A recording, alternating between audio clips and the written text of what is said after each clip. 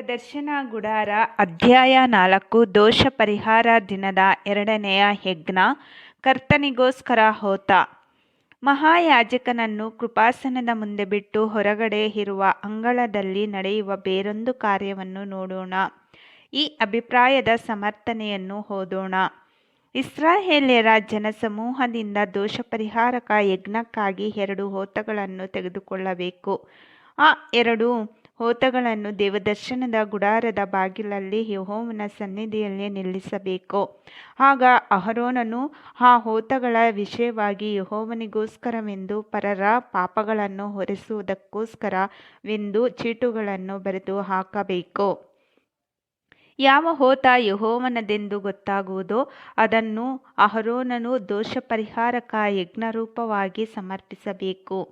ಯಾವ ಹೋತ ಪರರ ಪಾಪವನ್ನು ಹೊತ್ತದ್ದಾಗಿರುವುದೋ ಅಜಾಜೇಲನದೆಂದು ಅದನ್ನು ಯೆಹೋವನ ಸನ್ನಿಧಿಯಲ್ಲಿ ಸಜೀವವಾಗಿಯೇ ನಿಲ್ಲಿಸಿ ಅದರ ಮೇಲೆ ದೋಷ ಹೊರಿಸಿ ಅರಣ್ಯಕ್ಕೆ ಅಜಾಜೇಲನಿಗಾಗಿ ಬಿಡಿಸಿ ಬಿಡಬೇಕು. ಯಾಜಕಕಾಂಡ 16ನೇ ಅಧ್ಯಾಯ 5-10 ವಚನಗಳು. ಇಸ್ರಾಯೇಲ್ಯರಿಂದ ತೆಗೆದುಕೊಂಡು ಅಂಗಳದೊಳಗೆ ತಂದ ಈ 2 ಹೋತಗಳು ಲೋಕದೊಳಗಿಂದ ಬಂದವರೆಲ್ಲರನ್ನು ನಿರೂಪಿಸುವುದಲ್ಲದೆ ಸುವಾರ್ತ ಯುಗದಲ್ಲಿ ಯೇಸು ಕ್ರಿಸ್ತನ ವಿಮೋಚನಾರ್ಥವಾದ ಕಾರ್ಯವನ್ನು ದೇವರ ಸೇವೆಯಲ್ಲಿ ಅಂಗೀಕರಿಸುವವರಾಗಿಯೂ ಮತ್ತು ಪ್ರಾಣವನ್ನು ಮರಣದವರೆಗೂ ಮೀಸಲಾಗಿ ಅರ್ಪಿಸಿಕೊಳ್ಳುವುದನ್ನು ನಿರೂಪಿಸುತ್ತದೆ. ಪಾಳೆಯದಿಂದ ಅಥವಾ ಪ್ರಾಪಂಚಿಕ ಸ್ಥಿತಿಗಳಿಂದ ಇತರರಂತೆ ಪಾಪಿಗಳಾಗಿ ಇವರನ್ನು ಅಂಗಳದೊಳಗೆ ನ್ಯಾಯ ಸಮರ್ಥನೆಯಲ್ಲಿ ಮತ್ತು ನಂಬಿಗಸ್ತ ಸ್ಥಿತಿಯಲ್ಲಿ ತರಲ್ಪಟ್ಟಿರುವರು.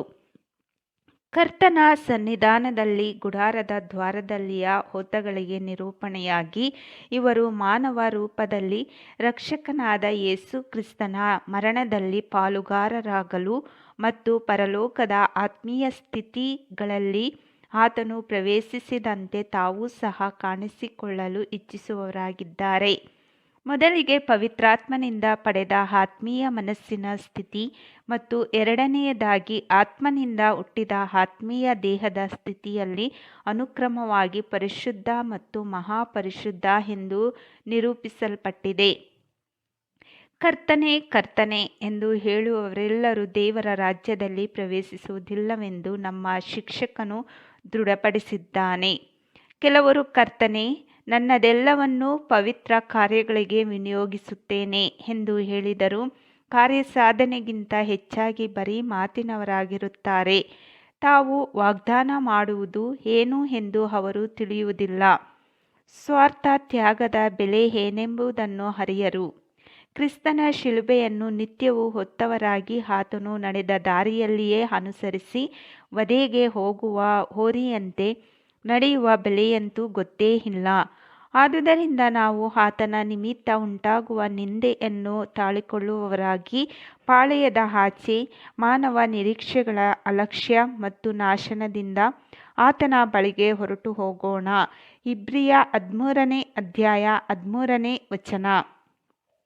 ಈ 2 ಹೋತಗಳ ಮಾದರಿಯಿಂದ ಕ್ರಿಸ್ತನೊಂದಿಗೆ ಆತನ ಮರಣದಲ್ಲಿ ಪಾಲುಗಾರರಾಗುವುದಕ್ಕೆ ಒಪ್ಪಂದ ಮಾಡಿಕೊಂಡ ಆ 2 ತರಗತಿಯವರನ್ನು ನಿರೂಪಿಸಲ್ಪಟ್ಟಿದೆ. ಆತನು ನಡೆದ ದಾರಿಯಲ್ಲಿ ನೈಜತ್ವದಿಂದ ನಮಗೆಲ್ಲರಿಗೆ ಮಾದರಿಯನ್ನು ತೋರಿಸಿದಂತೆ ನಡೆಯುವವರಲ್ಲಿ ಮತ್ತು ಮರಣ ಭಯದ ದೆಸೆಯಿಂದ ತಮ್ಮ ಜೀವಮಾನದಲ್ಲೆಲ್ಲ ದಾಸತ್ವದೊಳಗಿದ್ದವರಲ್ಲಿ ನಿರೂಪಣೆಯಾಗಿರುವುದು. ಇಬ್ರಿಯ 2ನೇ ಅಧ್ಯಾಯ 15ನೇ ವಚನ. ಮೊದಲನೆಯ ತರಗತಿಯವರು ಯೆಹೋವನಿಗೆ ಚೀಟು ಹಾಕಿದ ಹೋತದವರು ಮತ್ತು ಎರಡನೆಯ ಹೋತವು ದೋಷ ಹೊರಿಸಲ್ಪಟ್ಟದ್ದು. ಇವೆರಡೂ ತರಗತಿಗಳಿಗೆ ಹೋಲಿಸಲ್ಪಟ್ಟ ಹೋತಗಳು ದೋಷ ಪರಿಹಾರಕದ ಕೆಲಸದಲ್ಲಿ ಭಾಗವಿರುವುದಲ್ಲದೆ ಇಡೀ ಜನಾಂಗವನ್ನೇ ದೇವರು ಮತ್ತು ಆತನ ಆಜ್ಞೆಗಳಲ್ಲಿ ಸಂಪೂರ್ಣವಾದ ಹೊಂದಾಣಿಕೆಯನ್ನು ತರಲು ಸಮರ್ಥತೆ ಇರುವುದು. ಅದು ದೋಷ ಪರಿಹಾರಕ ದಿನದಲ್ಲಿ ಮತ್ತು ಸುವಾರ್ತ ಯುಗದಲ್ಲಿ ಪೂರ್ಣವಾಗುವಾಗ ನಡೆಯುವುದು. ಯೆಹೋವನಿಗೆ ಚೀಟು ಹಾಕಿದ ಹೋತದ ತರಗತಿಯವರು ಮೊದಲನೆಯವರಾಗಿ ತಮ್ಮ ಮಾರ್ಗದರ್ಶಿಯನ್ನು ಹಿಂಬಾಲಿಸುವವರಾಗಿ ದೋಷ ಪರಿಹಾರ ಯಜ್ಞದಲ್ಲಿ ಭಾಗವಹಿಸಿ ಅಂತ್ಯದಲ್ಲಿ ಮಹಿಮೆಯುಳ್ಳ ದೇಹದಲ್ಲಿ ಸದಸ್ಯರಾಗುವರು. ಚೀಟು ಹಾಕಿದ ಹೋತಗಳು ಯಾವ ಗುಂಪಿಗೆ ಸೇರುತ್ತವೆ ಮತ್ತು ಕೊನೆಯಲ್ಲಿ ಯಾವ ಬಹುಮಾನವನ್ನು ಪಡೆಯುತ್ತವೆ ಎಂಬುದನ್ನು ದೇವರಿಂದ ಆಯ್ಕೆ ಅಲ್ಲ. ನಮ್ಮ ಕರ್ತನಾದ ಯೇಸು ಕ್ರಿಸ್ತನೊಂದಿಗೆ ಯಾರು ಬಾಧ್ಯರಾಗುವರೋ ಅಥವಾ ಇಲ್ಲವೋ ಮತ್ತು ಈ ಅಭಿಷೇಕವಾದವರು ದೈವ ಸ್ವಭಾವದಲ್ಲಿ ಯಾರು ಸೇರುವರೋ ಅಥವಾ ಸೇರುವುದಿಲ್ಲವೋ ಎಂಬುದು ದೇವರು ಸ್ವೇಚ್ಛಾನುಸಾರವಾಗಿ ನಿರ್ಣಯಿಸುವುದಿಲ್ಲ ಎಂಬುದು ವ್ಯಕ್ತವಾಗುತ್ತದೆ. ಹೇಗೆಂದರೆ ಕ್ರಿಸ್ತನಿಗೆ ಸಂಭವಿಸಿದ ಬಾಧೆಗಳಲ್ಲಿ ಯಾರು ಪಾಲುಗಾರರಾಗುವರೋ ಅವರು ಆತನ ಮಹಿಮೆಯಲ್ಲಿ ಪಾಲುಗಾರರಾಗುವರು. ತಮಗೆ ಬರುವ ತೀಕ್ಷ್ಣವಾದ ಉಪದ್ರವಗಳನ್ನು ತಪ್ಪಿಸಿಕೊಳ್ಳಲು ಪರಸ್ಪರ ಅಂಗೀಕಾರದಿಂದ ಬೇರೆ ದಾರಿಯಲ್ಲಿ ಹೋಗುವರು. ಆತನೊಂದಿಗೆ ಬಾಧ್ಯತೆಯನ್ನು ಕಳೆದುಕೊಳ್ಳುವರು. ರೋಮಾಯ 8ನೇ ಅಧ್ಯಾಯ 17ನೇ ವಚನ. ಅಂಗಳದಲ್ಲಿರುವ ಪ್ರತಿಯೊಬ್ಬ ನಂಬಿಗಸ್ತನು ಅಥವಾ ನೀತಿವಂತನು ಲೇವಿಯನು ದೋಷ ಪರಿಹಾರಕ ದಿನದಲ್ಲಿ ಅರ್ಪಿಸಿಕೊಂಡವನಾಗಿ ಸುವಾರ್ಥ ಯುಗದ ಅಂತಿಮ ತ್ಯಾಗದಲ್ಲಿ ಅಂಗೀಕರಿಸಲ್ಪಡುವನು.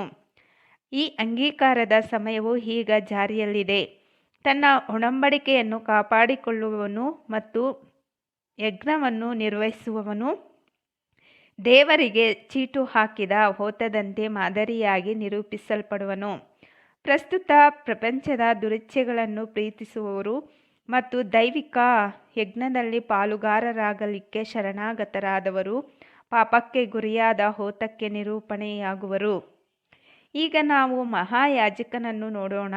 7 ಸಾರಿ ಪರಿಪೂರ್ಣತೆ ಹೋರಿಯ ರಕ್ತದಿಂದ ಕೃಪಾಸನದ ಮೇಲೆ ಅಕ್ಷರಶಃ ಪ್ರಾಯಶ್ಚಿತ್ತಾರ್ಥಕ ಅಥವಾ ಪ್ರಾಯಶ್ಚಿತ್ತ ಸ್ಥಳ ಸಿಂಪಡಿಸಿದ ನಂತರ ಅವನು ಜನರಿಗೋಸ್ಕರವಾದ ದೋಷಪರಿಹಾರಕ ಯಜ್ಞದ ಹೋತವನ್ನು ವಧಿಸಿ ಅದರ ರಕ್ತವನ್ನು ತೆರೆಯೊಳಗೆ ತಂದು ಹೋರಿಯ ರಕ್ತದಿಂದ ಮಾಡಿದಂತೆಯೇ ಇದರ ರಕ್ತದಿಂದಲೋ ಮಾಡಿ ಕೃಪಾಸನದ ಮೇಲೆಯೂ ಅದರ ಎದುರಿನಲ್ಲಿಯೂ ಚಿಮುಕಿಸಬೇಕು. ವಚನ 14-15. ಒಂದು ಮಾತಿನಲ್ಲಿ ಹೇಳುವುದಾದರೆ ಹೋರಿಯೊಡನೆ ಮಾಡಿದವೆಲ್ಲವುಗಳನ್ನು ದೇವರಿಗೆ ಚೀಟು ಹಾಕಿದ ಹೋತದೊಂದಿಗೆ ಪುನಃ ಮಾಡಬೇಕು. ಅದೇ ಮಹಾಯಾಜಕನಿಂದ ಅದು ವಧಿಸಲ್ಪಟ್ಟಿತು. ಅದರ ರಕ್ತವನ್ನು ಅದೇ ರೀತಿಯಲ್ಲಿ ಸಿಂಪಡಿಸಲ್ಪಟ್ಟಿತು. ಅದರ ಕೊಬ್ಬು ಮುಂತಾದವುಗಳು ಅಂಗಳದಲ್ಲಿಯೇ ಯಜ್ಞವೇದಿಯ ಮೇಲೆ ಸುಡಲ್ಪಟ್ಟಿತು. ಉತ್ತಮವಾದ ಹೋರಿಯು ಹೆಚ್ಚು ಕೊಬ್ಬುಳ್ಳದ್ದಾಗಿಯೂ ಆದರೆ ಹೋತವು ಯಾವಾಗಲೂ ಬಡಕಲಾಗಿಯೂ ಇರುವ ಸ್ಥಿತಿ ಗಮನಾರ್ಹವಾಗಿದೆ. ನಮ್ಮ ಕ್ರಿಸ್ತ ಯೇಸುವು ಹೋರಿಗೆ ಸೂಚಿತವಾಗಿ ಕೊಬ್ಬಿನಂತೆ ಸಮೃದ್ಧಿಯಾಗಿಯೂ ಶ್ರದ್ಧಾಶಕ್ತಿಗಳಿಂದಲೂ ಮತ್ತು ತ್ಯಾಗದಲ್ಲಿ ಆಸಕ್ತಿಯುಳ್ಳವನಾಗಿ ನಿರೂಪಿಸಲ್ಪಟ್ಟಿರುವನು. ಆದರೆ ಹೋತದಂತೆ ಮಾದರಿಯಾಗಿರುವವರು ಹೋಲಿಕೆಯಲ್ಲಿ ಬಹಳ ಬಡಕಲಾಗಿರುವರು. ದೇವರಿಗೆ ಮೀಸಲಾದ ಈ ಹೋತದ ದೇಹವನ್ನು ಸಹ ಹೋರಿಯಂತೆಯೇ ಪಾಳೆಯದ ಆಚೆ ಸುಡಲ್ಪಟ್ಟಿತು. ದೋಷ ಪರಿಹಾರಕ ಯಜ್ಞದ ಪಶುಗಳು ಮಾತ್ರವೇ ಪಾಳೆಯದ ಆಚೆ ಸುಡಲ್ಪಟ್ಟವು ಎಂದು ಅಪೊಸ್ತಲನಾದ ಪೌಲನು ವಿವರಿಸಿದ್ದಾನೆ. ಆದುದರಿಂದ ನಾವು ಆತನ ನಿಮಿತ್ತ ಉಂಟಾಗುವ ನಿಂದೆಯನ್ನು ತಾಳಿಕೊಳ್ಳುವವರಾಗಿ ಪಾಳೆಯದ ಆಚೆ ಆತನ ಬಳಿಗೆ ಹೊರಟು ಹೋಗೋಣ ಎಂದು ಆತನು ಹೇಳಿದ್ದಾನೆ. ಇಬ್ರಿಯ 13ನೇ ಅಧ್ಯಾಯ 11-13 ವಚನಗಳು. ಈ ರೀತಿಯಾಗಿ ನಿರ್ವಿವಾದವಾಗಿ ಒದಗಿಸಲ್ಪಟ್ಟ ರುಜುವಾತುಗಳು ಕ್ರಿಸ್ತನ ಅನುಯಾಯಿಗಳು ದೇವರಿಗೆ ಮೀಸಲಾದ ಹೋತಕ್ಕೆ ನಿರೂಪಿಸಲ್ಪಟ್ಟವರಲ್ಲದೆ ಅವರ ತ್ಯಾಗವು ತಮ್ಮ ಮುಖ್ಯಸ್ಥನಾದ ಯೇಸುವನ್ನು ಪರಿಗಣಿಸುವವರಾಗಿ ಪ್ರಪಂಚದ ಪಾಪ ವಿಮೋಚನೆಯಲ್ಲಿ ಭಾಗಿಗಳಾಗಿರುವರು. ನಿಮ್ಮನ್ನು ದೂಷಿಸುವವರ ದೂಷಣೆಗಳು ನನ್ನ ಮೇಲೆ ಬಂದಿವೆ. ಕೀರ್ತನೆ 69ನೇ ಅಧ್ಯಾಯ 9ನೇ ವಚನ. ದೇವರ ಅಧ್ಯಾಯ 4. ದೋಷ ಪರಿಹಾರ ದಿನದ 2ನೆಯ ಯಜ್ಞ ಕರ್ತನಿಗೋಸ್ಕರ ಹೋತ. ದೋಷ ಪರಿಹಾರಕ ಯಜ್ಞಗಳಲ್ಲಿ ಹೋರಿಯ ಹಾಗೆಯೇ ಹೋತವೂ ಸಹ ಹೇಗೆಂದರೆ ಪಾಳೆಯದ ಹೊರಗಡೆ ಸುಡಲ್ಪಡುವ ಕಾರ್ಯವನ್ನು ಪಾಳೆಯದ ಹೊರಗಡೆ ಇರುವವರು ನೋಡಿ ಅವರ ಬಗ್ಗೆ ಒಳ್ಳೆಯ ಅಭಿಪ್ರಾಯ ಇಲ್ಲದೆ ಇರುವ ಸ್ಥಿತಿಯನ್ನು ನಿರೂಪಿಸುವುದು. ದೇವರ ಒಡಂಬಡಿಕೆಯಲ್ಲಿ ಸಂಬಂಧವಿಲ್ಲದವರು ಅಪನಂಬಿಗಸ್ತರು. 1. ದೈವಿಕ ದೃಷ್ಟಿಯಲ್ಲಿ ಕ್ರಿಸ್ತನ ದೇಹಾರ್ಪಣೆಯನ್ನು ಕೃಪಾಸನದವರೆವಿಗೂ ಒಳಹೋಗುವ ಸುಗಂಧ ಸುವಾಸನೆ ಎಂದು ಅಂಗೀಕರಿಸುವವರು. ಕೇವಲ ಕೆಲವರು ಮಾತ್ರ ಪರಿಶುದ್ಧ ಸ್ಥಳದಲ್ಲಿರುವವರು, ಕ್ರಿಸ್ತನೊಂದಿಗೆ ದೈವ ಸ್ವಭಾವದಲ್ಲಿ ಆಸೀನರಾದವರು. 2. ದೋಷ ಪರಿಹಾರಕ್ಕೆ ದೇವರಿಗೆ ಮೀಸಲಾದ ಹೋತದ ಕೊಬ್ಬು ಯಜ್ಞವೇದಿಯಲ್ಲಿ ಅರ್ಪಿತವಾಗುವಂತೆ ಅದು ಭಕ್ತರ ತ್ಯಾಗವನ್ನು ಸೂಚಿಸುವುದು ಮತ್ತು ಅವರ ಈ ಸ್ವ ಇಚ್ಛೆಯ ತ್ಯಾಗದಿಂದ ದೇವರ ಅಂಗೀಕಾರವನ್ನು ಸಂಪಾದಿಸುವವರಾಗಿದ್ದಾರೆ. ಇವರು ಈ ನಂಬಿಗಸ್ತರಾದ ಮನೆಯವರಂತೆ ಅಂಗಳದಲ್ಲಿನ ಸ್ಥಿತಿಗತಿಗಳಿಗೆ ನ್ಯಾಯಬದ್ಧವಾಗಿ ಅಧೀನರಾಗಿರುವರು. 3. ಸ್ವಾರ್ಥ ತ್ಯಾಗದಿಂದ ತ್ಯಾಗಮಯಿಗಳಾಗಿ ಲೋಕದ ಹೊಲಸೋ ಕಸವೋ ಎಂದು ವ್ಯಯವಾಗುವವರನ್ನು, ಅಂಗಳದಿಂದ ದೂರವಾಗಿರುವ ಮತ್ತು ದೈವ ಭಯವಿಲ್ಲದವರಾಗಿ ತಮ್ಮ ನೀಚ ಕೃತ್ಯಗಳಿಂದ ವೈರಿಗಳಾಗಿ ಅವರನ್ನು ನೋಡುವವರಾಗಿರುವರು. ನನ್ನ ನಿಮಿತ್ತವಾಗಿ ನಿಮ್ಮ ಮೇಲೆ ಕೆಟ್ಟ ಮಾತುಗಳನ್ನು ಸುಳ್ಳಾಗಿ ಹೊರಿಸಿದರೆ ನೀವು ಧನ್ಯರು ಎಂದು ಇವರ ಬಗ್ಗೆಯೇ ಕರ್ತನು ಮುಂತಿಳಿಸಿದ್ದಾನೆ. ಇವೆಲ್ಲ ಪಾಠಗಳಿಂದ ನಮ್ಮ ಮನಸ್ಸಿಗೆ ನಾಟುವ ಬೋಧನೆ ಏನು? ಪರಿಶುದ್ಧ ಸ್ಥಳದಲ್ಲಿ ನಿಜವಾದ ಸಮರ್ಪಣೆಯಲ್ಲಿ ನಾವೇ ಭಾಗಿಗಳಾಗಿರುವವರಿಗೂ ಮತ್ತು ಅಂಗಳದಲ್ಲಿ ಪ್ರಾಮಾಣಿಕರಾದ ನಂಬಿಗಸ್ತ ಮನೆಯವರಾದ ಸದಸ್ಯರಾಗಿರುವವರಿಗೂ ಈ ಕಾಲದಲ್ಲಿ ಸತ್ಯವಾಗಿರುವ ತ್ಯಾಗಮಯಿಗಳನ್ನು ಯಾವ ಮಾತ್ರಕ್ಕೂ ದೂಷಣೆ ಮಾಡುವವರಾಗಿರಬಾರದು. ದೇವರು ಅಂಗೀಕಾರ ಮಾಡುವ ಯಜ್ಞಗಳನ್ನು ವೀಕ್ಷಿಸಲು ಹಗೆತನದಿಂದಾಗಲಿ ದ್ವೇಷದಿಂದಾಗಲಿ ಅಸೂಯೆ ಅಥವಾ ವಿವಾದಯುಕ್ತವಾದ ವಿಚಾರಗಳಿಂದ ಅಂಧರಾಗಬಾರದು. ಒಮ್ಮೆ ಈ ನಂಬಿಕೆಯಲ್ಲಿ ಸಹೋದರರಾಗಿದ್ದು ಚಿನ್ನದ ವೇದಿಕೆಯ ಮೇಲೆ ಅರ್ಪಣೆಗಳಲ್ಲಿ ಮತ್ತು ನಿವೇದನೆಗಳಲ್ಲಿ ಭಾಗಿಗಳಾಗಿದ್ದು ರಾಜಯೋಗ್ಯ ಯಾಜಕತ್ವದ ತರಗತಿಯಲ್ಲಿ ಜೊತೆಗಾರರಾಗಿದ್ದು ಅಂತ್ಯದಲ್ಲಿ ಇವರು ಬದಲಾವಣೆಯಾಗಿ ವಿರುದ್ಧ ಆತ್ಮವುಳ್ಳವರಾಗಿ ಜೊತೆ ಯಾಜಕರ ಬಗ್ಗೆ ನಿತ್ಯ ಕೆಟ್ಟ ನುಡಿಗಳನ್ನಾಡುವಂಥವರ ಬಗ್ಗೆ ನಾವೇನು ನುಡಿಯಬೇಕು? ಪರಿಶುದ್ಧ ಸ್ಥಳ ಮತ್ತು ಅಂಗಳಗಳನ್ನು ತ್ಯಜಿಸಿ ದೇವರ ಸನ್ನಿಧಾನದಿಂದ ಹೊರಪಟ್ಟು ಬಾಹ್ಯದ ಅಂಧಕಾರದಲ್ಲಿ ಹೋದವರ ಬಗ್ಗೆ ನಾವು ನಿಶ್ಚಯವಾಗಿ ಭಯಪಡೋಣ. ಇಬ್ರಿಯ 4ನೇ ಅಧ್ಯಾಯ 1ನೇ ವಚನ. ಅವರನ್ನು ಸನ್ಮಾರ್ಗಕ್ಕೆ ತರಲು ನಾವು ಸರ್ವ ಯತ್ನಗಳನ್ನು ಮಾಡಬೇಕು. ಯಾಕೋಬ 5ನೇ ಅಧ್ಯಾಯ 20ನೇ ವಚನ. ಆದರೆ ಯಾವ ಕಾರಣದಿಂದಾಗಲಿ ಪರಿಶುದ್ಧ ಸ್ಥಳವನ್ನು ಬಿಟ್ಟು ಹೋಗಬಾರದು ಮತ್ತು ಕೇಡಿಗೆ ಕೇಡನ್ನು ದೂಷಣೆಗೆ ದೂಷಣೆಯನ್ನು ಪ್ರತಿಯಾಗಿ ಮಾಡಬಾರದು. ಎಲ್ಲ ನಿಷ್ಠಾವಂತರಾದ ಉಪಯಾಜಕರು ಮಹಾಯಾಜಕನ ಹೆಜ್ಜೆಯ ಜಾಡಿನಲ್ಲಿಯೇ ನಡೆಯುವವರಾಗಿ ಹಿಂಸಿಸುವವರಿಗೆ ಒಳ್ಳೆಯದನ್ನು ಮಾಡುವವರಾಗಿರಬೇಕು. ಬೈಯುವವರನ್ನು ಪ್ರತಿಯಾಗಿ ಬೈಯಲಿಲ್ಲ. ಆತನು ಬಾಧೆಯನ್ನನುಭವಿಸಿದಾಗ ಯಾರನ್ನೋ ಬೆದರಿಸದೆ ನ್ಯಾಯವಾಗಿ ತೀರ್ಪು ಮಾಡುವಾತನಿಗೆ ತನ್ನ ಕಾರ್ಯವನ್ನು ಒಪ್ಪಿಸಿದಂತೆ ಅವರೆಲ್ಲರೂ ಪ್ರತಿರೂಪವಾಗಿ ಅನುಸರಿಸಬೇಕು. 1 ಪೇತ್ರ 2ನೇ ಅಧ್ಯಾಯ 23ನೇ ವಚನ. ದೇವರಿಗೆ ಮೀಸಲಾದ ಹೋತವು ನಂಬಿಕೆಯಿಂದ ಹಿಂಬಾಲಿಸುವ ದೇವರ ಚಿಕ್ಕ ಹಿಂಡಿಗೆ ಮಾದರಿಯಾಗಿದ್ದಾರೆ. ಅವರೆಲ್ಲರೂ ಒಂದೇ ಥರದವರು ಮತ್ತು ಒಂದೇ ಬಗೆಯ ಇಕ್ಕಟ್ಟಾದ ಮಾರ್ಗದಿಂದ ಬಂದವರು. ಹೀಗೆ ಆ ಇಡೀ ಗುಂಪಿನಲ್ಲಿ ಏನು ಸತ್ಯಾಂಶವಿದೆಯೋ ಪ್ರತಿ ಒಂದರಲ್ಲಿಯೂ ಸಹ ಅದೇ ಸತ್ಯಾಂಶವಿದೆ. ಆದುದರಿಂದ ಕರ್ತನಿಗೆ ಮೀಸಲಾದ ಹೋತವು ಪ್ರತಿಯೊಬ್ಬನ ವೈಯಕ್ತಿಕ ಅರ್ಪಣೆಯನ್ನು ನಿರೂಪಿಸುವುದಲ್ಲದೆ ಎಲ್ಲ ಅರ್ಪಣೆಯಾಗುವ ಯಜ್ಞಗಳು ಸಂಪೂರ್ಣವಾಗಿ ಹೋತದ ರಕ್ತದಲ್ಲಿ ಇಡೀ ಕ್ರಿಸ್ತನ ದೇಹದಲ್ಲಿ ನಿರೂಪಣೆಯಾಗಿ ಮುಕ್ತಾಯವಾಗಿ ಕೃಪಾಸನದ ಮುಂದೆ ಅರ್ಪಿಸಲ್ಪಡಬೇಕು. ಕೃಪಾಸನದ ಮೇಲೆ ಮತ್ತು ಅದರ ಮುಂದೆ ಚಿಮುಕಿಸಲ್ಪಟ್ಟ ರಕ್ತವು ಶಿಲುಬೆಯ ಆಕಾರದಲ್ಲಿದ್ದು ಅದರ ಮೇಲ್ಭಾಗ ಅಥವಾ ತುದಿಯು ಕೃಪಾಸನದ ಮೇಲ್ಭಾಗದಲ್ಲಿದೆ. ಆತನು ರಕ್ತದಲ್ಲಿ ಸ್ವಲ್ಪ ತೆಗೆದುಕೊಂಡು ಕೃಪಾಸನದ ಪೂರ್ವ ಭಾಗದ ಮೇಲೆ ಬೆರಳಿನಿಂದ ತೆರೆಯ ದಿಕ್ಕಿನಲ್ಲಿ ಚಿಮುಕಿಸಿ ಕೃಪಾಸನದ ಎದುರಾಗಿಯೂ ಮುಂಭಾಗದಲ್ಲಿ ಅಡ್ಡವಾಗಿಯೂ ಚಿಮುಕಿಸಬೇಕು ಎಂದು ವರ್ಣಿಸಲ್ಪಟ್ಟಿದೆ. ಉಪಯಾಜಕರಿಗೋಸ್ಕರ ಹೋರಿಯು ಮಹಾಯಾಜಕನ ದೇಹವಾಗಿ ಮತ್ತು ನಂಬಿಗಸ್ತ ಮನೆಯವರಾದ ಈಗಿನ ಕಾಲದ ಲೇವಿಯರಿಗೆ ಅರ್ಪಿತವಾಗಿದೆ. ಈ ರೀತಿಯಾಗಿ ಇಸ್ರಾಯೇಲ್ಯರ ದೋಷ ಪರಿಹಾರಕ ಯಜ್ಞಗಳು ಪೂರೈಸಲ್ಪಟ್ಟಿತು. ಹೋತವು ಜನರಿಗೋಸ್ಕರ, ಅಂದರೆ ಇಸ್ರಾಯೇಲ್ಯರಿಗೆ ಹೋಲಿಸಲ್ಪಟ್ಟ ಇಡೀ ಮಾನವ ಜನಾಂಗದವರಿಗೆ, ಅವರು ಭವಿಷ್ಯತ್ತಿನ ತಿಳುವಳಿಕೆ ಮತ್ತು ಸಂದರ್ಭಗಳ ಅಡಿಯಲ್ಲಿ ದೈವಿಕ ಜನಾಂಗವಾಗುವುದಕ್ಕೋಸ್ಕರ ಅರ್ಪಿತವಾಗಿದೆ.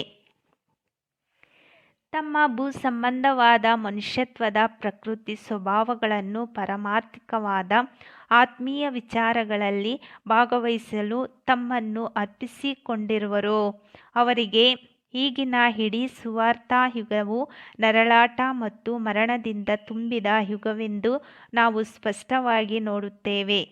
ಯೇಸು ಕ್ರಿಸ್ತನು ತನ್ನ ದೇಹ ಮತ್ತು ಮನೆಯವರಿಗೋಸ್ಕರ ಅರ್ಪಿತನಾದ ಕೂಡಲೇ ತನ್ನ ತಂದೆಯ ಬಳಿಗೆ ಏರಿ ಹೋದ ನಂತರ ತಂದೆಯಾದ ದೇವರು ಆತನು ಅನುಭವಿಸಿದ ಬಲಿಯನ್ನು ಅಂಗೀಕಾರ ಮಾಡಿದನೆಂದು ರುಜುವಾತಾಗಿ ಪಂಚಾಶತ್ತಮ ದಿನದಂದು ಸಭೆಯ ಪ್ರತಿನಿಧಿಗಳೆಲ್ಲರ ಮೇಲೆ ಪವಿತ್ರಾತ್ಮವು ಸುರಿಸಲ್ಪಟ್ಟಿತು.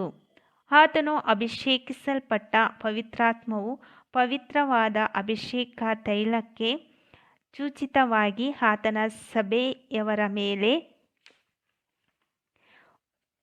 ಬಂದು ಮಹಾಯಾಜಕನ ದೇಹದಂತಿರುವ ಎಲ್ಲ ಸದಸ್ಯರ ಮೇಲೆ ಆ ಸಮಯದಿಂದಲೂ ಮುಂದುವರಿಯುತ್ತಿದೆ ಎಂದು ಪುನಃ ಹೇಳಬೇಕಾಗಿಲ್ಲ. ಕ್ರಿಸ್ತನಲ್ಲಿ ಆತನ ದೇಹದ ಸದಸ್ಯನಾಗಿ ಮುಳುಗಿದ ಪ್ರತಿಯೊಬ್ಬನೂ ಆತನ ಪವಿತ್ರಾತ್ಮನಲ್ಲಿ ಮುಳುಗಿದವನಾಗಿ ಎಲ್ಲ ಸದಸ್ಯರನ್ನು ನಿರೂಪಿಸುವ ಆ ದೇಹವನ್ನು ಆತ್ಮೀಯ ರೀತಿಯಲ್ಲಿ ಚೈತನ್ಯಗೊಳಿಸುವನು.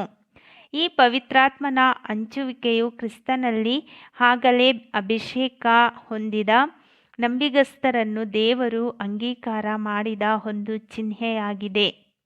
ಇವರು ತಮ್ಮ ಯಜಮಾನನಲ್ಲಿ ನಿರೀಕ್ಷೆಯನ್ನಿಟ್ಟವರಾಗಿ ತಮ್ಮ ಅರ್ಪಣೆಗಳು ದೇವರಿಂದ ಅಂಗೀಕಾರವಾಗುವವರೆಗೂ ತಮ್ಮ ಪ್ರಿಯನಲ್ಲಿ ಅಂಗೀಕರಿಸಲ್ಪಡುವಂತೆ ಕಾಯುವವರಾಗಿರುವರು ಮತ್ತು ಪವಿತ್ರಾತ್ಮನಲ್ಲಿ ಮಕ್ಕಳಾಗಿ ದತ್ತು ಸ್ವೀಕಾರಕ್ಕೋಸ್ಕರ ಕಾಯುವವರಾಗಿದ್ದಾರೆ. ದೇವರ ಶಕ್ತಿ ಅಥವಾ ಹಸ್ತವಾಗಿರುವಂಥ ಪವಿತ್ರಾತ್ಮನ ಈ ಬರುವಿಕೆಯು ಗುಡಾರದ ಬಾಗಿಲಿನವರೆಗೆ ಬಂದ ಮಹಾಯಾಜಕನು ಕರ್ತನಿಗೆ ಮೀಸಲಾದ ಹೋತದ ಮೇಲೆ ತನ್ನ ಕೈಗಳನ್ನಿಟ್ಟು ಅದನ್ನು ವಧಿಸುವ ಮಾದರಿಯಾಗಿ ಪಂಚಾಶತ್ತಮ ದಿನದಲ್ಲಿ ನಮಗೆ ತೋರಿಬರುವುದು. ವಚನ 15. ದೇವರ ಆತ್ಮವು ಹೋರಿಯ ವಧೆಯಲ್ಲಿ ತೋರಿಸಿದ ಮಾದರಿಯಂತೆ ಯೇಸು ಕ್ರಿಸ್ತನನ್ನು ಸಹ ಅದೇ ರೀತಿಯಲ್ಲಿ ಅದರ ಸಾಧನೆಯಲ್ಲಿ ಶಕ್ತನನ್ನಾಗಿ ಮಾಡಿತು. ಅದೇ ಆತ್ಮವು ದೇವರ ಶಕ್ತಿ ಅಥವಾ ಸತ್ಯದ ಪ್ರೇರೇಪಣೆಯು ಕರ್ತನ ಮೀಸಲಾದ ಹೋತದ ಗುಂಪಿನವರು ಯೇಸು ಕ್ರಿಸ್ತನ ಮುಖಾಂತರ ಮಾನವತ್ವದಲ್ಲಿ ತಮ್ಮನ್ನು ಬಲಿಯಾಗಿ ಅರ್ಪಿಸಿಕೊಳ್ಳಲು, ಅಂದರೆ ಹೋತದ ವಧೆ ಅಥವಾ ನೀತಿ ಭ್ರಷ್ಟತೆಯುಳ್ಳ ಮನಸ್ಸಿನ ವಧೆ, ಮತ್ತು ಯೇಸು ಕ್ರಿಸ್ತನಲ್ಲಿ ಹೊಸತಾದ ಜೀವಿಗಳಾಗಿ ವಾಗ್ದಾನದ ವೈಭವ, ಸನ್ಮಾನ ಮತ್ತು ದೈವ ಸ್ವಭಾವವುಳ್ಳ ಅಮರತ್ವವನ್ನು ಪಡೆಯುವ ನಿರೀಕ್ಷೆಯುಳ್ಳವರಾಗಿರುವರು. ಉದಾಹರಣೆಗಾಗಿ ಅಪೊಸ್ತಲನಾದ ಪೌಲನು ತನಗೆ ಮಾರ್ಗದರ್ಶಿ ಮತ್ತು ಮುಖ್ಯಸ್ಥನ ಆತ್ಮಿಕ ಶಕ್ತಿಯನ್ನು ಹೊಂದಿದವನಾಗಿ ಕ್ರಿಸ್ತನ ಅನುಗ್ರಹವನ್ನು ಮತ್ತು ಆತನೊಂದಿಗೆ ಪಾಲನ್ನು ಸದಸ್ಯತ್ವದಲ್ಲಿ ಹೊಂದದಿದ್ದರೆ ಎಲ್ಲ ವಿಷಯಗಳು ನಷ್ಟವೆಂದು ಮತ್ತು ತೃಣಸಮಾನವೆಂದು ಅಭಿಪ್ರಾಯಪಟ್ಟಿರುವನು. ಇಂತಹ ನಿರೀಕ್ಷೆ ಮತ್ತು ಆತ್ಮ ಚೈತನ್ಯದಿಂದ ಸ್ಫೂರ್ತಿಗೊಂಡು ನಾನು ಹೊಸ ಜೀವಿಯಾಗಿ ಜೀವಿಸುತ್ತಿದ್ದೇನೆ. ಆದಾಗ್ಯೂ ನಾನಲ್ಲ, ಹಳೆಯ ಜೀವಿತದಲ್ಲಿ ಅಭಿಷೇಕಿಸಲ್ಪಟ್ಟ ಹೋತದ ಮಾದರಿಯಾಗಿ ಎಂದು ಹೇಳಲು ಸಾಧ್ಯವಾಯಿತು. ಹೊರಗಡೆ ಪಾಳೆಯದ ಆಚೆ ಈ ಹೊಸ ಜೀವಿಯು ಪ್ರಾಪಂಚಿಕ ತಿರಸ್ಕಾರ ಮತ್ತು ನಿಂದನೆಗಳಿಂದ ಕ್ಷಯಿಸಲ್ಪಟ್ಟಿದೆ. ಪೌಲನ ಭೂಸಂಬಂಧವಾದ ಮಮತೆ ಮತ್ತು ಅಧಿಕಾರಗಳನ್ನೆಲ್ಲ ಸಜೀವ ಯಜ್ಞವಾಗಿ ದೇವರಿಗೆ ಒಪ್ಪಿಸಲ್ಪಟ್ಟಿದೆ. ಅನಂತರ ಕ್ರಿಸ್ತನೇ ಆತನಲ್ಲಿ ಜೀವಿಸುವವನಾಗಿರುವನು. ಮಾನವ ಸ್ವಭಾವ ಮತ್ತು ಅದರ ಇಚ್ಛೆಗಳು ತುಚ್ಛವೆಂದೆಣಿಸಿ ಕ್ರಿಸ್ತನ ಭಾವದಲ್ಲಿ ಅವುಗಳನ್ನು ನಿಗ್ರಹಿಸುವುದೇ ಶಿಲುಬೆಯ ಮೇಲಿನ ತ್ಯಾಗದಂತೆ ಆತನ ನಿರೀಕ್ಷಣೆಯಾಗಿದೆ. ದೇವದರ್ಶನ ಗುಡಾರ ಅಧ್ಯಾಯ 4 ದೋಷ ಪರಿಹಾರ ದಿನದ 2ನೆಯ ಯಜ್ಞ ಕರ್ತನಿಗೋಸ್ಕರ ಹೋತ. ವಾಸ್ತವವಾಗಿ ಪೌಲನು ಈ ಜಗತ್ತಿನಲ್ಲಿದ್ದರೂ ಇಲ್ಲದವನಾಗಿದ್ದನು. ಇದರ ಬಗ್ಗೆ ಈಗ ಶರೀರದಲ್ಲಿರುವ ನಾನು ಜೀವಿಸುವುದು ಹೇಗೆಂದರೆ ದೇವಕುಮಾರನ ಮೇಲನ ನಂಬಿಕೆಯಿಂದಲೇ ಎಂದು ಹೇಳಬಲ್ಲವನಾದನು. ಗಲಾತ್ಯ 2ನೇ ಅಧ್ಯಾಯ 20ನೇ ವಚನ. ಹೌದು, ನಂಬಿಕೆಯಿಂದಲೇ ಆತನು ನೂತನ ಸೃಷ್ಟಿಯಾದನು. ಅಮೂಲ್ಯವಾದ ಉತ್ಕೃಷ್ಟ ವಾಗ್ದಾನಗಳನ್ನು ದೈವ ಸ್ವಭಾವದಲ್ಲಿ ಹೊಂದುವ ಪಕ್ಷದಲ್ಲಿ ನಂಬಿಗಸ್ತನಾಗಿರಬೇಕು. 2 ಪೇತ್ರ 1ನೇ ಅಧ್ಯಾಯ 4ನೇ ವಚನ. ಆತನು ಪರಿಶುದ್ಧ ಭಾವದಲ್ಲಿ ಜೀವಿಸುವವನಾಗಿ ನೈವೇದ್ಯ ರೊಟ್ಟಿಗಳಿಂದ ಪೋಷಿತನಾಗುವುದಲ್ಲದೆ ನಿತ್ಯವೂ ಚಿನ್ನದ ದೀಪಸ್ತಂಭದಿಂದ ಬರುವ ಬೆಳಕಿನಿಂದ ಜ್ಞಾನೋದಯವನ್ನು ಹೊಂದುತ್ತಿದ್ದನು. ಈ ರೀತಿಯಾಗಿ ಜ್ಞಾನದಲ್ಲಿಯೂ ಮತ್ತು ಬಲದಲ್ಲಿಯೂ ಒದಗಿಸಲ್ಪಟ್ಟವನಾಗಿ ಸರ್ವಶಕ್ತನಾದ ದೇವರ ಅಂಗೀಕಾರಕ್ಕೋಸ್ಕರ ಯೇಸು ಕ್ರಿಸ್ತನ ಮುಖಾಂತರ ಧೂಪವನ್ನು ಅರ್ಪಿಸುವವನಾದನು.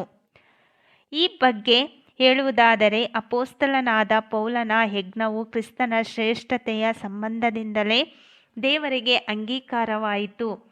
ಹೀಗೆ ಆತನು ಹೋತದ ಸ್ವಭಾವವನ್ನು ಸತತವಾಗಿ ಆಹುತಿಯ ಸ್ಥಿತಿಯಲ್ಲಿಯೇ ಅಧೀನವಾಗಿಟ್ಟಿದ್ದನು.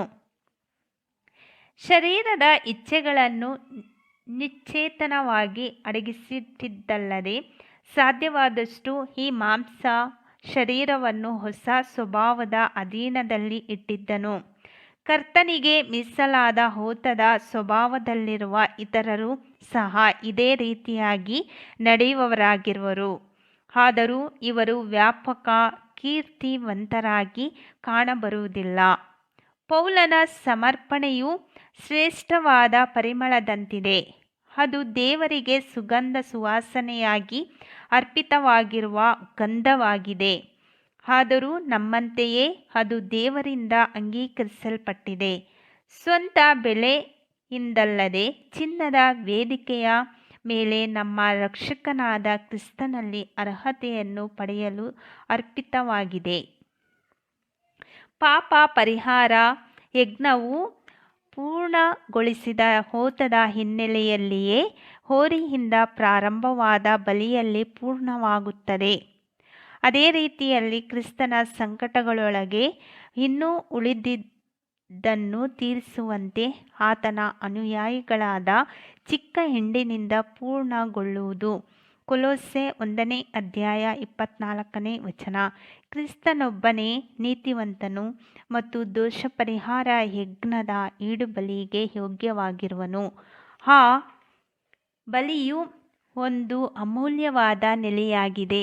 ನಮ್ಮ ಅರ್ಪಣೆಯ ಅಂಗೀಕಾರವು ಆತನ ಶ್ರೇಷ್ಠತೆಯ ಸಂಬಂಧವಾಗಿದ್ದು ಮೊದಲು ನಮ್ಮನ್ನು ಸ್ಥಾಪಿಸಿದ ನಂತರವೇ ಆಗುವುದು.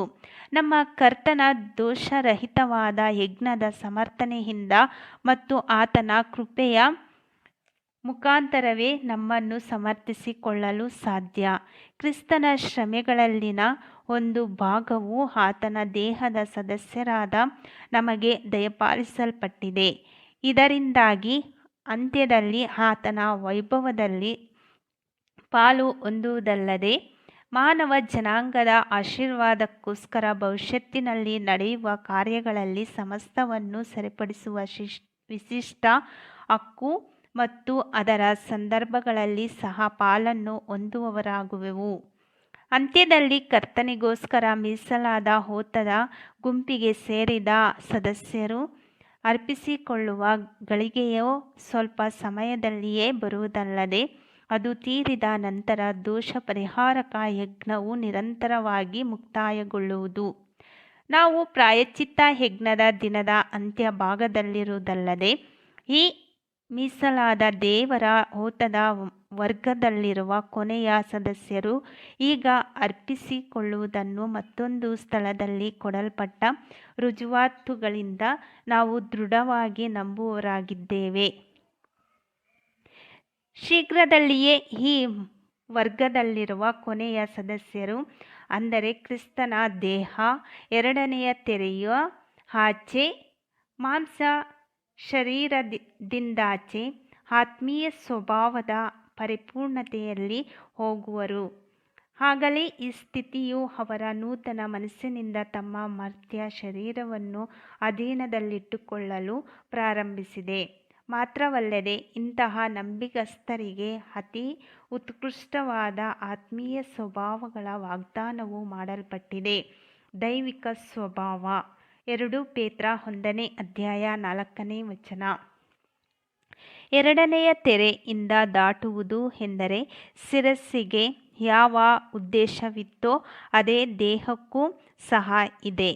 ಅಂದರೆ ಹೋತದ ರಕ್ತವನ್ನು ಒಪ್ಪಿಸುವುದರಲ್ಲಿರುವ ಉದ್ದೇಶವು ಹೋರಿಯ ರಕ್ತವನ್ನು ಅರ್ಪಿಸುವಾಗಲೂ ಅದೇ ಇತ್ತು ಎಂದು ಭಾವಾರ್ಥ. ಯಾಜಕನ ದೇಹವು ಎರಡನೆಯ ತೆರೆಯ ಮುಖಾಂತರ ದಾಟುವಾಗ ಹೋತದ ರಕ್ತವನ್ನು ತೆಗೆದುಕೊಂಡು ಹೋಗುವುದನ್ನು, ಕ್ರಿಸ್ತನ ದೇಹವು ಸಂಪೂರ್ಣವಾಗಿ ಮಾನವ ಸ್ಥಿತಿಯಿಂದ ದೈವಿಕ ಪರಿಪೂರ್ಣತೆಯ ಸ್ವಭಾವದಲ್ಲಿ ಹೋಗುವುದನ್ನು ನಿರೂಪಿಸುತ್ತದೆ. ಯೇಸು ಕ್ರಿಸ್ತನು ತನ್ನ ತಂದೆಯ ತತ್ವದ ಮೂರ್ತಿಯಂತೆ ಈಗ ಇರುವಂತೆಯೇ ನಾವು ಸಹ ಕ್ರಿಸ್ತನಂತೆಯೇ ಆತನಲ್ಲಿರುತ್ತೇವೆ. ಇದು ವಿಶೇಷವಾದ, ಪೂಜ್ಯ ಮತ್ತು ಪುಣ್ಯಕರವಾದ ನಿರೀಕ್ಷಣೆ. ಯೇಸು ಕ್ರಿಸ್ತನು ಎಚ್ಚೆತ್ತಾಗ ನಿನ್ನ ಸ್ವರೂಪ ದರ್ಶನದಿಂದ ತೃಪ್ತನಾಗುವೆನು ಎಂಬ ಭವಿಷ್ಯವಾಣಿಯು ನುಡಿಯಲ್ಪಟ್ಟಿದೆ. ಇದು ಅತ್ಯಂತ ಗಂಭೀರವಾದ ವಾಗ್ದಾನವಾಗಿದೆ, ಏಕೆಂದರೆ ನಾವು ಆತನ ಆಗಿರುವೆವು. ಇಬ್ರಿಯ 1ನೇ ಅಧ್ಯಾಯ 3ನೇ ವಚನ, ರೋಮಾಯ 8ನೇ ಅಧ್ಯಾಯ 29ನೇ ವಚನ, ಕೀರ್ತನೆ 17ನೇ ಅಧ್ಯಾಯ 15ನೇ ವಚನ, 1 ಯೋಹಾನ 3ನೇ ಅಧ್ಯಾಯ 2ನೇ ವಚನ. ನಾವು ಪ್ರಯಾಸ ಪಡುವ ಓಟದಲ್ಲಿ ಒಂದು ವೇಳೆ ನಮಗೆ ಬಹುಮಾನವು ಲಭಿಸಿದಲ್ಲಿ, ಆಗ ಧರೆಯ ಸಕಲ ಅನ್ವೇಷಣೆಯ ನಮ್ಮ ಅನುಭವ, ಪ್ರತಿಯೊಂದು ಮಮತೆಯ ಹೆಬ್ಬಯಕೆಯ ನಾಶ. ಆದಾಗ್ಯೂ ನಮ್ಮ ಪರಿಸ್ಥಿತಿ ಎಷ್ಟು ವಿಪುಲ! ನಮಗೀಗ ಸ್ವರ್ಗದ ನಿರೀಕ್ಷೆಯ ಫಲ. ಮಹಾಪರಿಶುದ್ಧ ಸ್ಥಳವನ್ನು ತಲುಪಿ ಜನರಿಗೋಸ್ಕರ ದೇಹದ ಬಲಿಯನ್ನು ಅರ್ಪಿಸಿದ ರುಜುವಾತಿಗೆ, ಕೃಪಾಸನದ ಮೇಲೆ ಚಿಮುಕಿಸಿದ ಹೋತದ ರಕ್ತಕ್ಕೆ ಸೂಚನೆಯಾಗಿ ನಿರೂಪಿಸಲ್ಪಡುತ್ತದೆ. ಹೀಗೆ ಇಸ್ರಾಯೇಲ್ಯರು ನಾನಾ ವಿಧವಾದ ಅಪರಿಶುದ್ಧತ್ವ, ಅಪರಾಧ, ದ್ರೋಹ ಇವುಗಳಿಂದ ಮಹಾಪವಿತ್ರ ಸ್ಥಾನಕ್ಕೆ ಉಂಟುಮಾಡಿದ ದೋಷವನ್ನು ಅಹರೋನನು ಪರಿಹರಿಸುವನು. ಅಶುದ್ಧರಾದ ಅವರ ನಡುವೆ ಇರುವ ದೇವದರ್ಶನದ ಗುಡಾರಕ್ಕೋಸ್ಕರವೋ ಹಾಗೆಯೇ ದೋಷ ಪರಿಹಾರ ಮಾಡುವನು. ಯಾಜಕಕಾಂಡ 16ನೇ ಅಧ್ಯಾಯ 16ನೇ ವಚನ. ನಮ್ಮ ಮಹಿಮೆಯುಳ್ಳ ಮುಖ್ಯಸ್ಥನು ಸ್ವೀಕರಿಸಲ್ಪಟ್ಟಂತೆ ಆತನಿಗೋಸ್ಕರ ಆತನ ಮನೆತನದವರು, ಆತನ ದೇಹದಲ್ಲಿ ಸೇರುವ ನಂಬಿಗಸ್ತ ಮನೆತನದವರು ಸಹ ಅವರ ಪರಿಚಯವಾದಾಗ ಸ್ವೀಕರಿಸಲ್ಪಡುವರು. ಈ ರೀತಿಯಾಗಿ ಪಾಪ ನಿವಾರಣಾ ಕೆಲಸವು ಜನರಿಗೋಸ್ಕರ ಸ್ವೀಕರಿಸಲ್ಪಡುವುದು. ಪಾಪ ಮತ್ತು ಅದರ ದಂಡನೆಯು ಎಲ್ಲರ ಮೇಲೆಯೂ ಆವರಿಸಲ್ಪಟ್ಟು ಅತಿ ಶೀಘ್ರದಲ್ಲಿಯೇ ಪ್ರಾಯಶ್ಚಿತ್ತಕ್ಕೆ ಭವ್ಯವಾದ ಫಲವನ್ನು ಇಡೀ ಜಗತ್ತಿಗೆ ಕೊಡುವ ಆ ಮಹಾ ಕೆಲಸವನ್ನುಂಟು ಮಾಡುವುದು. ಯಾವ ರೀತಿ ಪಂಚಾಶತ್ತಮ ದಿನದಂದು ದೇಹದ ಮೇಲೆ ಸುರಿಸಲ್ಪಟ್ಟ ಆಶೀರ್ವಾದಗಳು ಮತ್ತು ಅದರ ಪ್ರತಿಬಿಂಬಿತ ಪ್ರಭಾವಗಳು ಮನೆತನದ ಮೇಲೆ ಬಂದವೋ, ಹಾಗೆಯೇ ತ್ವರಿತವಾಗಿ ಯೇಸು ಕ್ರಿಸ್ತನ ತ್ಯಾಗದಲ್ಲಿ ಅಂಗೀಕರಿಸಲ್ಪಟ್ಟ ನಂತರ ಬರುವಂಥದ್ದಾಗಿದೆ. ಇದು ಕ್ರಿಸ್ತನು ತೆರೆಯನ್ನು ಸೂಚಿಸುವ ಮಾಂಸ ಶರೀರವನ್ನು ದಾಟಿ ತನ್ನನ್ನು ಪ್ರಾಯಶ್ಚಿತ್ತ ಯಜ್ಞವಾಗಿ ದೇವರ ಮುಂದೆ ತೋರ್ಪಡಿಸಿಕೊಂಡ ನಂತರ ಈ ಆಶೀರ್ವಾದಗಳು ಲಭ್ಯವಾಗುತ್ತವೆ. ಗುಡಾರದಲ್ಲಿನ ಎಲ್ಲ ಉಪಕರಣಗಳ ಮೇಲೆ ಚಿಮುಕಿಸಿದ ರಕ್ತವು ಸಂಪೂರ್ಣ ತೃಪ್ತಿದಾಯಕವೆಂದು ಆ ರಕ್ತವು ನಮಗೆ ಅರ್ಹುತ್ತದೆ. ಇದರ ನಂತರ ಅನುಸರಿಸಿದ ಕಾರ್ಯದಲ್ಲಿ ಪಾಪವನ್ನು ಹೊತ್ತ ಹೋತದ ಬಗ್ಗೆ ತೋರಿಸಲ್ಪಟ್ಟಿದೆ. ಅದು ಪಾಪ ಪ್ರಾಯಶ್ಚಿತ್ತ ಯಜ್ಞದಲ್ಲಿ ಯಾವ ಪಾಲೂ ಇಲ್ಲದೆ ಪಾಪ ನಿವಾರಣಾ ಕ್ರಿಯೆಯ ಪೂರ್ಣತೆಯಲ್ಲಿ ಅದರ ಅವಶ್ಯಕತೆಯೂ ಇಲ್ಲವಾಗಿದೆ. ಆದುದರಿಂದ ನಾವು ಈ ಕ್ರಿಯೆಯಲ್ಲಿ ಭಿನ್ನವಾಗಿರುವ ಉದ್ದೇಶ ಮತ್ತು ಮಹತ್ವಗಳನ್ನು ಪರಿಶೀಲಿಸಿ ನೋಡಬೇಕಾಗಿದೆ. ದೇವರು ಈ ವಾಕ್ಯವನ್ನು ಅಧ್ಯಾಯ 4 ಪಾಪಗಳನ್ನು ಹೊತ್ತ ಹೋತ. ಅಹರೋನನು ಮಹಾಪವಿತ್ರ ಸ್ಥಾನ, ದೇವದರ್ಶನದ ಗುಡಾರ, ವೇದಿ ಇವುಗಳಿಗೋಸ್ಕರ ದೋಷ ಪರಿಹಾರ ಮಾಡಿ ಮುಗಿಸಿದ ಮೇಲೆ ಆ ಸಜೀವವಾದ ಹೋತವನ್ನು ತರಿಸಿ ಅದರ ತಲೆಯ ಮೇಲೆ 2 ಕೈಗಳನ್ನಿಟ್ಟು ಇಸ್ರಾಯೇಲ್ಯರ ಎಲ್ಲ ಪಾಪಗಳನ್ನು, ದ್ರೋಹಗಳನ್ನು, ಅಪರಾಧಗಳನ್ನು ಯೆಹೋವನಿಗೆ ಅರಿಕೆ ಮಾಡಿ ಆ ಹೋತದ ತಲೆಯ ಮೇಲೆ ಹೊರಿಸಿ ಅದನ್ನು ಆ ಕೆಲಸಕ್ಕೆ ನೇಮಕವಾದವನ ಕೈಯಿಂದ ಅರಣ್ಯಕ್ಕೆ ಕಳುಹಿಸಿಬಿಡಬೇಕು. ಯಾಜಕಕಾಂಡ 16ನೇ ಅಧ್ಯಾಯ 20-21 ವಚನಗಳು. ಈಗಾಗಲೇ ಸ್ಪಷ್ಟೀಕರಿಸಿದಂತೆ ಈ ಪಾಪಗಳನ್ನು ಹೊತ್ತ ಹೋತವು ಆ ಇನ್ನೊಂದು ಹೋತದೊಡನೆ ಯಜ್ಞಕ್ಕೆ ಆರಿಸಲ್ಪಟ್ಟಿದ್ದರೂ ಸಹ ಅದು ಆ ಯಜ್ಞಕ್ಕೆ ಚೀಟು ಹಾಕಿದಾಗ ಬಿಡಲ್ಪಟ್ಟ ಕಾರಣದಿಂದ ಮತ್ತು ಹೋರಿಯ ದೃಷ್ಟಾಂತದಲ್ಲಿ ಅನುಸರಿಸದೇ ಇದ್ದುದರಿಂದಲೋ ಈ ಹೋತವು ಪಾಪವನ್ನು ಹೊತ್ತು ದೇವರ ಜನಾಂಗದಲ್ಲಿ ಒಂದು ವಿಶಿಷ್ಟ ವರ್ಗವನ್ನು ನಿರೂಪಿಸುತ್ತದೆ. ಇವರು ಈ ಪ್ರಪಂಚಕ್ಕೆ ಸತ್ತವರೆಂದು ಒಡಂಬಡಿಕೆ ಮಾಡಿಕೊಂಡವರಾಗಿ ತಮ್ಮ ನ್ಯಾಯ ಸಾಧನೆಯ ಮಾನವ ಸ್ವಭಾವಗಳನ್ನು ಬಲಿಪಡಿಸದೆ ಒಡಂಬಡಿಕೆಯ ತ್ಯಾಗಗಳನ್ನು ನಿರ್ವಹಿಸಲು ತಪ್ಪಿದವರಾಗಿರುವರು. ಈ ಹೋತದ ವರ್ಗದವರು ನಾವಾದರೂ ಹಿಂದೆಗೆದವರಾಗಿ ನಾಶವಾಗುವರಲ್ಲವೆಂದು ಮತ್ತು ತೊಳೆದ ಹಂದಿ ಕೆಸರಿನಲ್ಲಿ ಹೊರಳುವುದಕ್ಕೆ ಹೋಯಿತು ಎಂಬ ನಿಜವಾದ ಗಾದೆಗೆ ಸರಿಯಾಗಿ ನಡೆದಿದ್ದಾರೆ ಎನ್ನುವ ದೃಷ್ಟಾಂತಕ್ಕೆ ನಿರೂಪಿಸಲ್ಪಟ್ಟವರಲ್ಲ. ಇಬ್ರಿಯ 10ನೇ ಅಧ್ಯಾಯ 39ನೇ ವಚನ. 2 ಪೇತ್ರ 2ನೇ ಅಧ್ಯಾಯ 22ನೇ ವಚನ.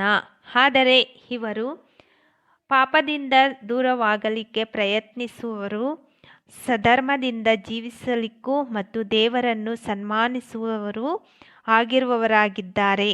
ಆದರೂ ಪ್ರಾಪಂಚಿಕ ವೈಭವ ಮತ್ತು ಅದರ ಒಲುಮೆಗಳನ್ನು ಕೋರುವವರಾಗಿ ದೇವರ ಸೇವೆಯಲ್ಲಿ ಮತ್ತು ಅದರ ಉದ್ದೇಶಕ್ಕಾಗಿ ಅವರು ಭೂಸಂಬಂಧವಾದ ಹಕ್ಕುಗಳನ್ನು ನಿರ್ವಹಿಸುವುದರಿಂದ ಹಿಂದುಳಿದವರಾಗಿರುವರು. ಇಡೀ ಸುವಾರ್ಥ ಯುಗದಲ್ಲಿ ಆದಿಯಿಂದಲೂ ಈ ಪಾಪಗಳನ್ನು ಹೊತ್ತ ಹೋತದ ವರ್ಗಕ್ಕೆ ಸೇರಿದವರೂ ಇದ್ದರು. ಪ್ರಾಯಶ್ಚಿತ್ತ ದಿನದ ಅಂತ್ಯದಲ್ಲಿ ಆ ಒಂದು ಹೋತದ ಬಗ್ಗೆ ಮತ್ತು ಅದರೊಡನೆ ನಡೆಸಿದ ಕ್ರಿಯೆಗಳು ಸಾಮಾನ್ಯವಾದ ಅಭಿಪ್ರಾಯದಲ್ಲಿ ಆ ವರ್ಗದ ಪ್ರತಿಯೊಬ್ಬ ಸದಸ್ಯನಿಗೆ ಆ ಯುಗದಲ್ಲಿ ಸೂಚಿತವಾಗಿರುವುದು. ಆದಾಗ್ಯೂ ಈ ವರ್ಗದ ಸದಸ್ಯರು ಯುಗಾಂತ್ಯದ ಯಜ್ಞಗಳಲ್ಲಿ ಬಲಿಯಲ್ಲಿ ವಿಶೇಷತರವಾದ ಮಾದರಿಯಾಗಿದ್ದಾರೆ. ದೋಷ ಪರಿಹಾರ ಯಜ್ಞಗಳ ಕೆಲಸಗಳು ಪೂರ್ಣವಾಗುವ ಸಮಯದಲ್ಲಿ ಜೀವಂತರಾಗಿರುವ ಈ ವರ್ಗದವರೊಡನೆ ದೇವರು ಯಾವ ರೀತಿ ವ್ಯವಹರಿಸುವರೆಂಬುದನ್ನು ನೋಡೋಣ. ಅಂದರೆ ಪಾಪಗಳನ್ನು ಹೊತ್ತ ಹೋತದ ವರ್ಗದಲ್ಲಿರುವ ಕೊನೆಯ ಸದಸ್ಯರು ಮತ್ತು ಅದೇ ತರಗತಿಯಲ್ಲಿ ಮುಂದಾಗಿ ಹೋಗಿರುವವರಿಗೆ ಈ ಮಾದರಿಯ ನಿರೂಪಣೆಯು ಯಾವ ರೀತಿ ಅನ್ವಯಿಸುತ್ತದೆಂಬುದನ್ನು ನೋಡೋಣ. ನಾವು ಈಗ ದೋಷ ಪರಿಹಾರ ಯಜ್ಞಗಳ ನಂತರ ಭವಿಷ್ಯತ್ತಿನಲ್ಲಿ ನಡೆಯುವ ವಿಷಯಗಳನ್ನು ಪರಿಶೀಲಿಸುತ್ತಿದ್ದೇವೆ ಎಂಬುದನ್ನು ನೆನಪಿಗೆ ತಂದುಕೊಳ್ಳಬೇಕು. ದೇವರಿಗೆ ಮೀಸಲಾದ ಹೋತವು ಇನ್ನೂ ಪೂರ್ಣವಾಗಿ ವ್ಯಯವಾಗಿಲ್ಲ. ಇದರ ಪರಿಣಾಮವಾಗಿ ಯಾಜಕನ ದೇಹಕ್ಕೆ ನಿರೂಪಿತಗೊಂಡ ಚಿಕ್ಕ ಹಿಂಡು ಆತ್ಮಿಕ ಸಂಪೂರ್ಣತೆಯ ಸ್ಥಿತಿಯಲ್ಲಿ 2ನೆಯ ತೆರೆಯನ್ನು ಇನ್ನೂ ದಾಟಿ ಮುಂದೆ ಹೋಗಿಲ್ಲ. ಆದರೆ ಜೀವಂತವಾಗಿರುವ ಪಾಪವನ್ನು ಹೊತ್ತ ಹೋತದ ಬಗ್ಗೆ ನಡೆಸಲ್ಪಡುವ ವಿಶೇಷವಾದ ಕ್ರಿಯೆಗಳು ಅದು ಸಂಭವಿಸಿದ ತರುವಾಯವೇ ನಡೆಯುವುದು. ಸತ್ಯವೇದದ ಕೆಲವು ವಚನಗಳಲ್ಲಿ ಪ್ರಕಟಣೆ 7ನೇ ಅಧ್ಯಾಯ 9ನೇ ವಚನ, 13-17 ವಚನಗಳು ಮತ್ತು 1 ಕೊರಿಂಥ 3ನೇ ಅಧ್ಯಾಯ 15ನೇ ವಚನ ಯಾರಿಂದಲೂ ಎಣಿಸಲಾಗದಂಥ ಮಹಾಸಮೂಹದ ಬಗ್ಗೆ ಪ್ರಸ್ತಾಪಿಸಲ್ಪಟ್ಟು, ಇವರು ಈ ಯುಗದಲ್ಲಿ ಯೇಸುಕ್ರಿಸ್ತನ ಮಹಿಮೆಯೊಂದಿಗೆ ಪಾಲುಗಾರರಾಗುವ ಓಟದಲ್ಲಿ ಆ ಭವ್ಯವಾದ ಬಹುಮಾನವನ್ನು ಪಡೆಯಲು ಪ್ರವೇಶಿಸಿರುವರು ಮತ್ತು ಕೆಲವರು ಅದನ್ನು ಪಡೆಯಲು ನಿಷ್ಫಲರಾಗುವರು ಎಂದು ತಿಳಿಸಲ್ಪಟ್ಟಿದೆ. ಬಹುಮಾನದ ಗಣನೆಯಲ್ಲಿ ಇವರು ಅಯೋಗ್ಯರೆನಿಸಿಕೊಂಡರು. 1 ಕೊರಿಂಥ 9ನೇ ಅಧ್ಯಾಯ 27ನೇ ವಚನ. ದೇವರ ಪ್ರೀತಿಯಲ್ಲಿ ಸಮ್ಮತಿಸಲ್ಪಟ್ಟವರಾಗಿರುವರು. ಇವರು ಹೃದಯದಲ್ಲಿ ನೀತಿ ಸ್ವರೂಪಗಳಿಗೆ ಸ್ನೇಹದಾಯಕರಾಗಿದ್ದು ಪಾಪದಿಂದ ದೂರವಾಗಿರುವರು. ಈ ರೀತಿಯಾಗಿ ಜೀವನದ ಸ್ಥಿತಿಗತಿಗಳನ್ನು ಮುಂಜಾಗ್ರತೆಯ ದೂರದೃಷ್ಟಿಯಿಂದ ತಿಳಿದುಕೊಂಡು ಆ ಮಹಾ ಸಂಕಟಗಳಿಂದ ಪಾರಾಗಿ ಬರಲು ದೇವರು ಕಾರಣನಾಗುವನು ಮತ್ತು ಕರ್ತನಾದ ಯೇಸುವಿನ ಪ್ರತ್ಯಕ್ಷತೆಯ ದಿನದಲ್ಲಿ ಅಂಥವನ ಆತ್ಮವು ರಕ್ಷಣೆ ಹೊಂದುವುದಕ್ಕಾಗಿ ಆತನ ಶರೀರ ಭಾವವು ನಾಶವಾಗಬೇಕೆಂದು ಅದನ್ನು ಪೂರೈಸುವನು. 1 ಕೊರಿಂಥ 5ನೇ ಅಧ್ಯಾಯ 5ನೇ ವಚನ. ಅವರು ತಮ್ಮ ಮಾನವ ಜೀವನದಲ್ಲಿ ತಮ್ಮ ಅಭಿಷೇಕವನ್ನು ಒಡಂಬಡಿಕೆಯ ಮೂಲಕ ಸಮರ್ಥಿಸಿಕೊಂಡದ್ದನ್ನು ದೇವರು ಅದನ್ನು ಅಂಗೀಕರಿಸಿ ಅವರು ಮಾನವ ಸ್ವಭಾವದಲ್ಲಿ ಸತ್ತವರು ಮತ್ತು ಆತ್ಮೀಯ ರೀತಿಯಲ್ಲಿ ಹೊಸ ಸೃಷ್ಟಿಯಾದಂಥವರೆಂದು ಪರಿಗಣಿಸುತ್ತಾನೆ.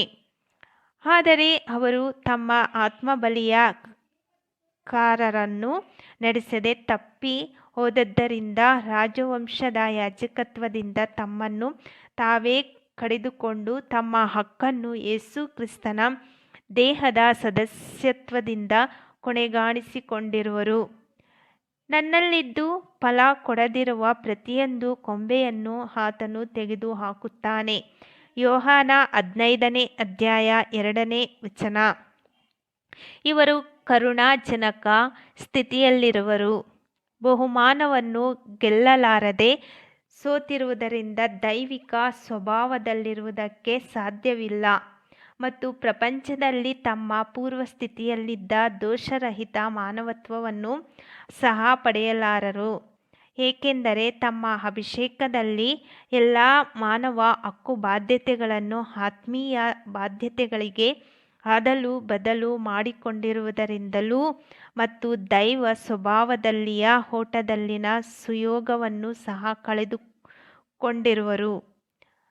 ಇವರು ಆತ್ಮ ಸಂತೋಷದಿಂದ ಜಯ ಹೊಂದಲಾರದೆ ಇದ್ದರೂ ದೇವರು ಅವರನ್ನು ಪ್ರೀತಿಸಿ ಅವರನ್ನು ರಕ್ಷಿಸುವನು. ಇವರು ಪಾಳೆಯದ ಆಚೆ ಹೋರಿ ಮತ್ತು ಹೋತ ತಾಳಿಕೊಂಡ ನಿಂದನೆಗಳು, ತಿರಸ್ಕಾರದ ಭಯ ಮತ್ತು ಅರಣ್ಯದಲ್ಲಿ ಬೇರ್ಪಡಿಸಲ್ಪಟ್ಟವರಾಗಿ ಸತ್ತವರ ಸ್ಥಿತಿಯಲ್ಲಿರುವರು. ಇಡೀ ಜೀವಮಾನವೆಲ್ಲ ದಾಸತ್ವದ ಅಡಿಯಲ್ಲಿರುವವರಲ್ಲದೆ, ಅಂದರೆ ಮಾನವರಿಂದ ಮತ್ತು ಅವರ ಸಂಪ್ರದಾಯದ ಅಭಿಪ್ರಾಯಗಳ ಅಡಿಯಲ್ಲಿ ಯಾವಾಗಲೂ ಅವುಗಳು ತರುವ ಉರುಲಿನಿಂದ ಮತ್ತು ದೇವರಿಗೆ ಪೂರ್ಣ ವಿಧೇಯತ್ವದಿಂದ ದೂರವಾಗಿರುವಂಥ ಮರಣ ಭಯದಿಂದಲೂ ಕೂಡ ರಕ್ಷಿಸಬಲ್ಲರು. ಇಬ್ರಿಯ 2ನೇ ಅಧ್ಯಾಯ 15ನೇ ವಚನ. ದೇವರು ಈ ವಾಕ್ಯವನ್ನು